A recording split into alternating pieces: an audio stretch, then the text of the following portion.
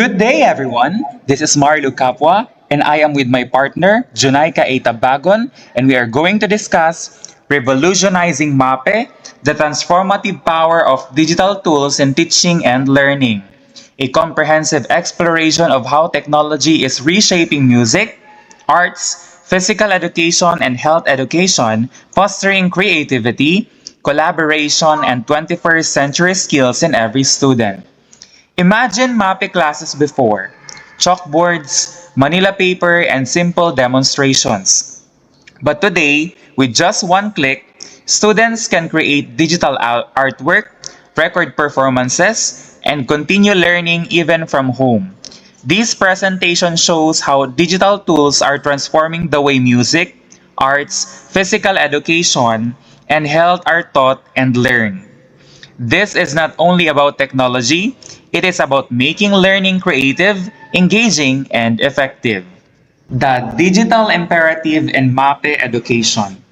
Technology improves learning in MAPE by making lessons more interactive, creative, and effective for student-centered experiences that cultivate the skills learners need for the future.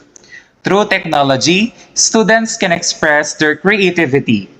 Technology helps students express their talents in creative ways. For example, students can create digital dance videos, music recordings, and or online art projects using apps and editing tools. Technology can also or allows students for collaboration.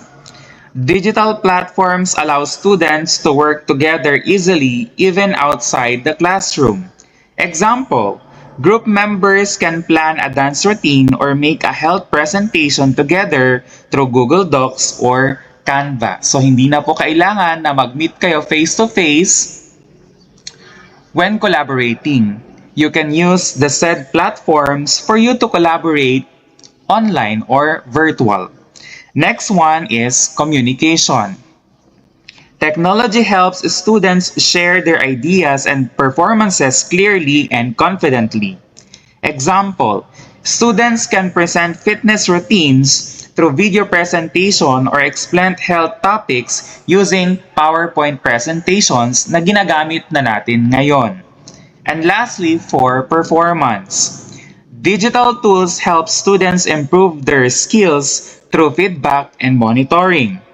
Example, fitness apps or recorded performances allow students to track movements, correct mistakes, and improve performance over time. There is a saying, when you see your mistakes, you can improve them. This is the purpose of video-based performance analysis. Recording performances helps both teachers and students improve learning in MAPE through observation and feedback. These are the following benefits of video-based performance analysis for teachers. Teachers can review recordings anytime for accurate, evidence-based assessment. For example, a PE teacher reviews a recorded dance routine to check timing and coordination carefully. So, pwede nating panoorin anytime yung video performances ng ating mga students para mas mabigyan natin ng maayos na grade or score yung performances nila. Next, teachers provide precise, targeted feedback tailored to each student. For example, a PE teacher notices that a student's footwork is incorrect. That is the reason. Sasabihin natin sa bata na, okay, student A, your footwork is incorrect, kaya dapat next time ganito yung gagawin natin. So, pwede nating may pinpoint natin yung mga student that needs improvement. Of course, sa mga nakatama naman, kailangan pa rin natin magbigay ng feedback like, yes, tama yung ginawa mo, ganyan, I commend you for doing the footwork correctly. Ganon. Hindi lang yung mga may areas of improvement yung binibigyan natin ng feedback, dapat pati rin yung mga nakagawa ng tama. And lastly, teachers can track student progress. Paano ba ito? Pwede kasi nating i-compare yung previous video performance ng bata noon and ngayon. We are going to compare those two videos in order for us to see kung meron bang improvement or wala. Okay, so those are the 3 benefits of video-based performance analysis for teachers. What about for students? Okay, so students can identify their strengths and areas for improvement through video-based performance analysis. Paano ito nangyayari? For example, a student notices incorrect footwork while watching their dance video. So mali yung footwork ng bata. Manonotice nila ito kasi nga pinapanood din ng teacher yung video performance ng mga students sa klase. Next, students develop self-awareness and reflective thinking skills. How is that possible? For example, a student realizes they need better facial expression during a performance. So nakita ng bata, ay, hindi pala dapat ganun yung facial expression. Dapat pala, lakihan pa yung pagbuka ka ng bunganga, ganyan. Lakihan pa yung pagdilat ng mata para mas makapture yung audience. Another example, napansin ng student na mababa yung energy, dapat pala over yung energy ng bata para mas maging maganda yung performance nila. And lastly, it boosts students' confidence through repeated viewing and self-assessment practice. For example, a student practices a routine several times after reviewing the recorded performance.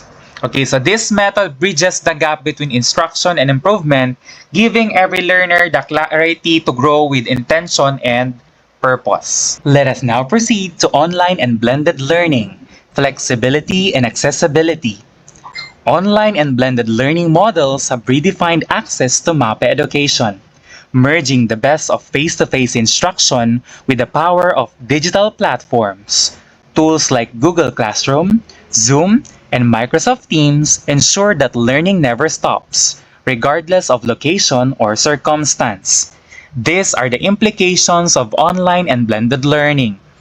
Anytime, anywhere access.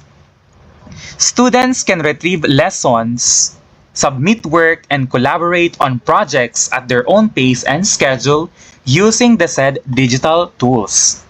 Next, continuity during emergencies. Blended approaches keep MAPE education uninterrupted during school and absences or unforeseen disruptions.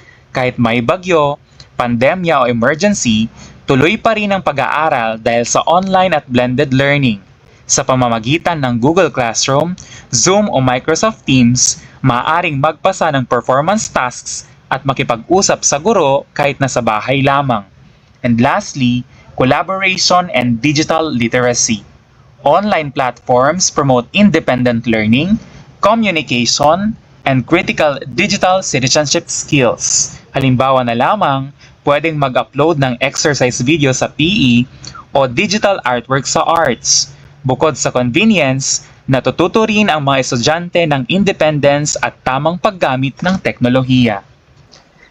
Let us proceed to virtual portfolios, showcasing growth and achievement. A virtual portfolio is a curated digital collection of a student's best work, including artwork, performance videos, written reflections, and achievements. More than a gradebook entry, it tells the full story of a learner's creative journey and personal growth in MAPE. Examples are Google Sites and Canva, user-friendly platforms that allow students to design visually appealing, organize digital portfolios with ease. Ang Google Sites ay mahalaga sa mga estudyante dahil pinapadali nito ang paggawa ng website para sa projects at portfolios. Nakatutulong ito upang maging organisado at madaling maipakita ang mga outputs at impormasyon. Halimbawa sa MAPE, sa art subject, maaaring gumawa ang mga estudyante ng Google site na naglalaman ng kanilang artworks, reflections at performances upang madaling maipakita ang kanilang outputs sa guro at kaklase. Meron din tayong tinatawag na Padlet, An interactive wall-style platform ideal for collecting multimedia content, artwork, and performance highlights. Ang Padlet ay mahalaga sa mga estudyante dahil pinapadali nito ang pagbabahagi ng ideya, gawain at impormasyon sa online na paraan. Nakatutulong ito upang maging mas organisado, malikhain at interactive ang pag-aaral. Halimbawa sa PE subject, maaaring ipagamit ng guro ang Padlet upang i-upload ng mga estudyante ang kanilang exercise routine video. Dahil dito, madaling makita ng guro at kaklase ang outputs at makipagbigay ng feedback.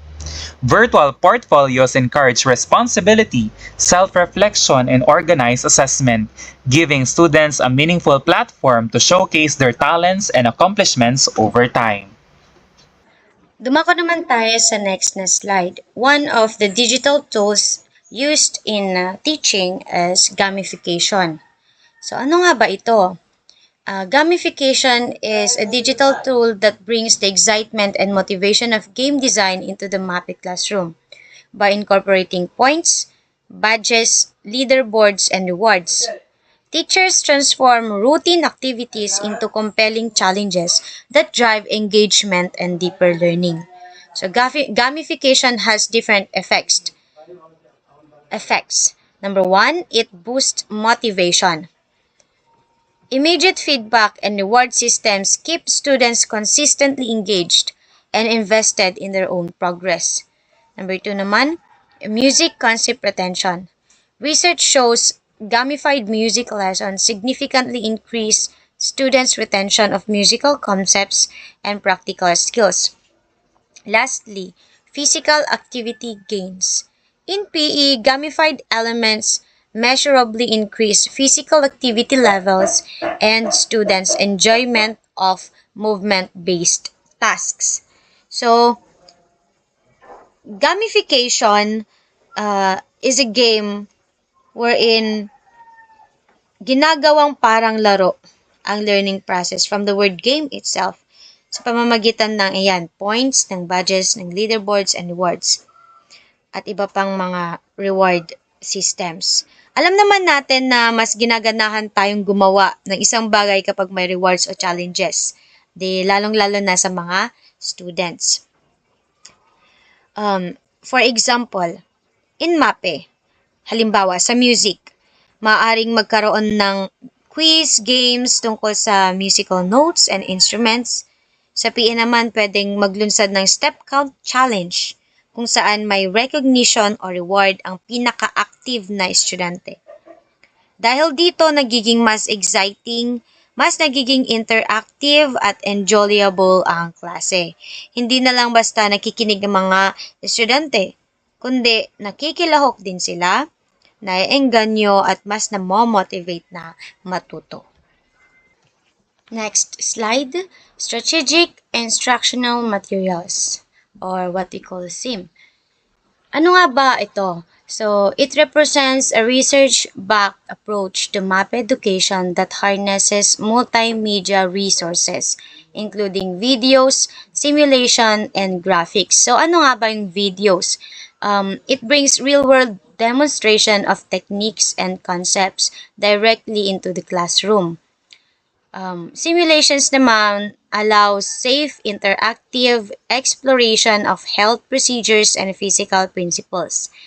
And graphics, these are the visual aids that clarify structure, sequence, and artistic interpretations. So all of these multimedia resources elevate student engagement and academic performance. Rooted in Mayer's cognitive theory of multimedia learning, SIM leverages the brain's dual-channel processing of visual and auditory information to enhance comprehension and retention of complex MAPE concepts. Studies consistently demonstrate positive impacts on student performance, making SIM especially valuable in resource-limited environments. So, halimbawa, sa health, maaaring gumamit ng animated video para ipakita ang tamang first aid procedures. Sa arts naman, maaaring magbigay ng step-by-step visual guide sa paggawa ng artwork. Dahil mas visual at interactive ang approach ng SIM, mas tumatatak ang impormasyon sa isip ng mga estudyante at mas napapadali ang kanilang pagkatuto. Sabi din dito, SIM is particularly impactful for abstract concepts in health and arts, where visual simulations bridge the gap between theory and practice. Next slide, the teacher competencies, the foundation for integration. Sabi dito, even the most powerful digital tools are only as effective as the educators who wield them. Research reveals a critical insight. While many MAPE teachers rate themselves as advanced in basic ICT operations, their pedagogical integration competence often remains at a foundational level, highlighting a significant gap between the technical skills and instructional application. Let's take a look at the image at the center. There is a graph there wherein pinapakita dito yung gap. There is really a big difference, a big gap between the basic ICT to the TPAC integration and advanced practice.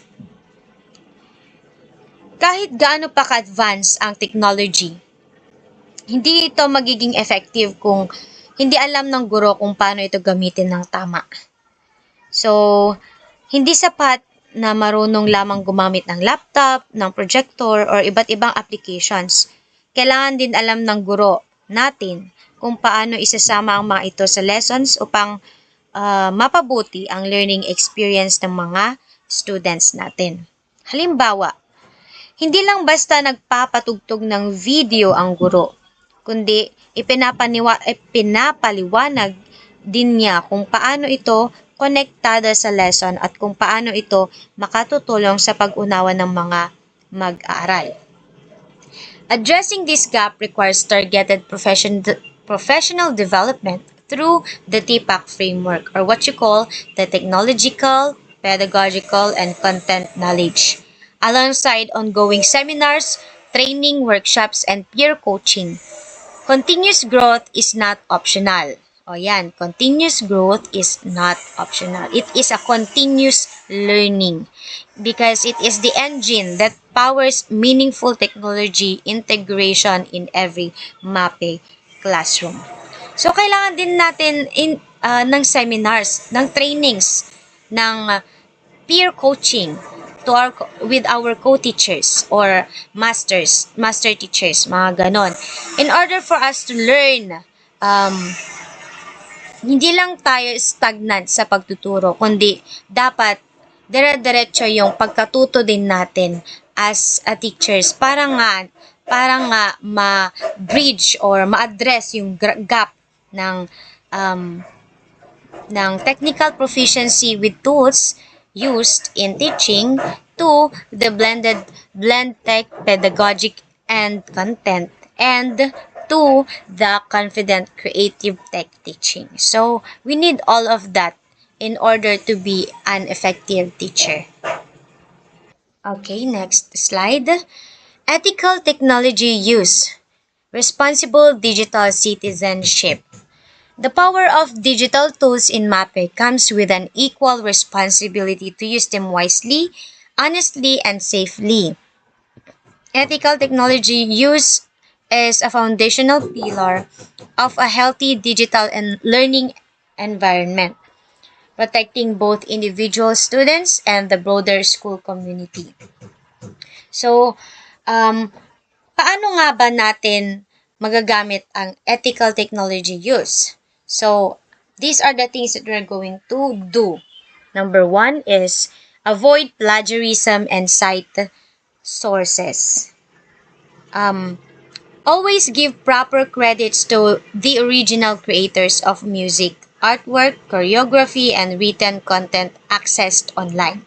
Halimbawa, hindi dapat basta kumopya ng artwork, music, o anumang content mula sa internet nang walang tamang credit. Dahil dito, dahil ito ay magiging may tuturing na plagiarism. For example, when we're going to do PowerPoint presentations, dapat meron pa rin yung mga citations, cite sources na nasa baba, mga URL, mga ganon, in order for it to be tawag nito, para hindi ito matawag na plagiarism. And even with our DLL, dapat meron din tayong ilalagay doon na resources, links, para naman may proper credit sa mga ginagamit natin online. Next one is protect personal information. Exercise caution when sharing personal data on digital platforms and understand privacy setting on all tools used. Meron kasi tayong tinatawag na data privacy din lang. So, we need to be safe. Dapat tayo maging cautious sa mga i-share natin online. Para naman maprotect yung image or yung information ng mga students, ng mga individuals, and even us, para naman sa ikabubuti ng nating lahat. Ganon. So, next one is practice online safety. Engage only with educational, positive, and productive content that upholds a respectful and safe learning environment. Para naman maiwasan natin yung tinatawag na cyberbullying online. So, bilang educators and the learners din, dapat natin tandaan na ang technology ay isang makapangyarihang tool para sa education, communication, at even sa pag-unlad para hindi tayo manloko, manira, o makasakit ng kapwa. So, sabi din dito, technology should always be used for educational and constructive purposes. Misuse, including cyberbullying, unauthorized content sharing, or academic dishonesty, undermines the integrity of the learning environment. So, ayan. So, let us be mindful, be respectful, let us be responsible digital citizens. Okay, so last but not least, a brighter future for MAPE through technology. So, digital tools have fundamentally transformed what is possible in MAPE education. From video-based self-assessment to virtual portfolios, online learning, and gamification, technology empowers every student to learn more deeply, create more boldly, and perform with greater confidence. Interactive learning. Digital tools make every MAPE lesson more engaging, dynamic, and memorable for all learners. Ayan. So, next one, in this 21st century, we have skills na, where students develop creativity, collaboration, communication, and critical thinking through technology integration. And the last one, ethical empowerment. Responsible technology use cultivates digital citizenship that extends far beyond the classroom.